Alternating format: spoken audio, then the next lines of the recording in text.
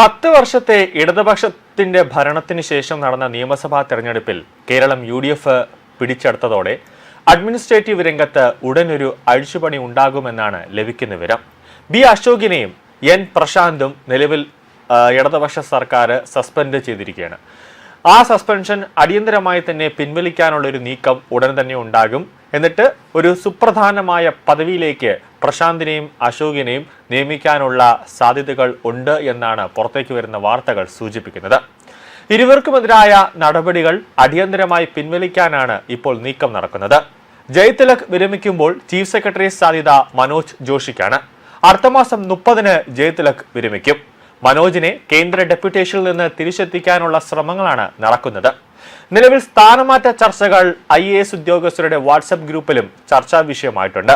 Police സംവിധാനങ്ങളിലും ഒരു അഴിച്ചുപണി ഉണ്ടാകാനുള്ള സാധ്യതയുണ്ട്. കേരളത്തിന് ഭരണമാറ്റത്തിന് പിന്നാലെ പോലീസ് സേനയിൽ അടിമുടി ഒരു അഴിച്ചുപണിക്കാണ് കളമൊരുങ്ങുന്നത്.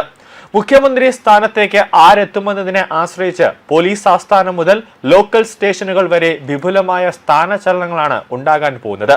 പുതിയ സർക്കാർ അധികാരമേൽക്കുന്നതോടെ ADGP മുതൽ SI റാങ്ക് വരെയുള്ള ഉദ്യോഗസ്ഥരുടെ കാര്യത്തിൽ സമഗ്രമായ ഒരു മാറ്റമുണ്ടാകുമെന്നാണ് വിലയിരുത്തൽ.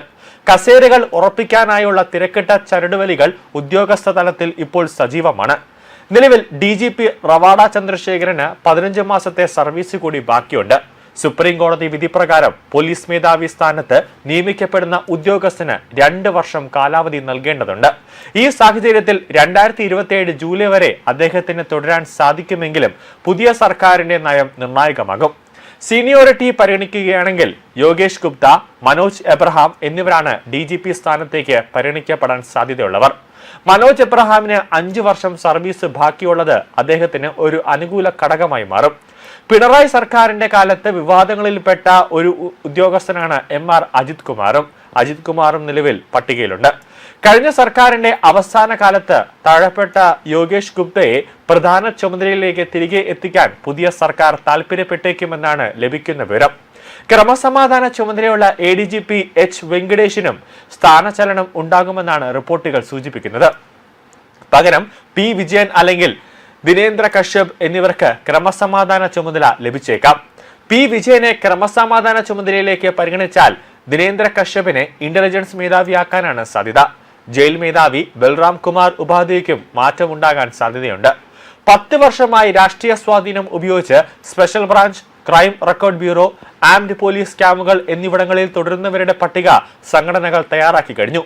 ഇവരെ കൂട്ടത്തോടെ ലോക്കൽ സ്റ്റേഷനുകളിലേക്ക് മാറ്റാനും പകരം കഴിഞ്ഞ ഭരണകാലത്ത് അകാരണമായി ജില്ലകൾക്ക് പുറത്തേക്ക് സ്ഥലം മാറ്റപ്പെട്ടവരെ തിരികെ നിയമിക്കാനുമാണ് ഇപ്പോൾ നീക്കം. ഇതിന്റെ ഭാഗമായി തിരുവനന്തപുരം നഗരത്തിലെ AR camp, commissioner office, control room തുടങ്ങിയ സ്ഥലങ്ങളിൽ റൈറ്റർ തസ്തികയിലേക്ക് നിയമിക്കപ്പെട്ട ഇടത് സംഘടനകരായ ഉദ്യോഗസ്ഥരെ ഇതിനോടകം തന്നെ മാറ്റാൻ തുടങ്ങിയിട്ടുണ്ട്. ഇവരെയെല്ലാം കൂട്ടത്തോടെ ലോക്കൽ സ്റ്റേഷനുകളിലേക്ക് കെട്ടുകെട്ടിക്കാനാണ് ഇപ്പോഴത്തെ നീക്കം. സുരക്ഷാ ഭീഷണിയുണ്ട് എന്ന് കാണിച്ചുകൊണ്ട് CPM നേതാക്കൾക്ക് വാരിക്കോരി നൽകിയിരുന്ന ഗൺമാൻ പടയെ പോലീസ് ആസ്ഥാനത്തേക്ക് തിരിച്ചു വിളിക്കാനുള്ള നടപടികൾ ആരംഭിച്ചിട്ടുണ്ട്. EP ജയരാജൻ, P ജയരാജൻ, കടകംപള്ളി സുരേന്ദ്രൻ തുടങ്ങിയ പ്രമുഖർക്കും പരാജയപ്പെട്ട ഒരു മുൻ കൗൺസിലർക്ക് വരെ നൽകിയ ഗൺമാൻ സുരക്ഷയും റദ്ദാക്കി. ഏകദേശം 500ഓളം പോലീസുകാരാണ് ഇത്തരത്തിൽ നേതാക്കൾക്ക് പിന്നാലെ നടക്കുന്നത്. ഇവരെയെല്ലാം ക്രമസമാധാന ചുമതലയിലേക്ക് മടക്കിക്കൊണ്ടുവരാനാണ് ഇപ്പോഴത്തെ തീരുമാനം.